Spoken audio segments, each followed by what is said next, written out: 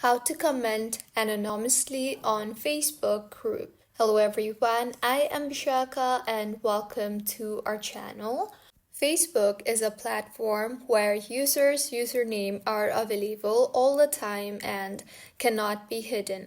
However, as of 2024, Facebook allows users to comment anonymously in only certain groups. Here's how you can do it.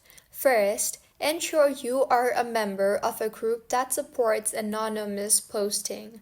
Not all groups have this feature enabled. Now, when you create a post, look for the option to post anonymously. For comments, check if the group settings allow anonymous commenting. If available, choose the anonymous option when you comment. Your name will be hidden from other members. Be aware of the group's guidelines regarding anonymity to ensure your comments comply.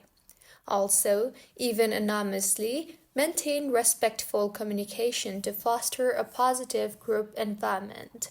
So, this is how you can comment anonymously on Facebook group. If you find this tutorial helpful, please like the video and do subscribe to our channel for more contents like this.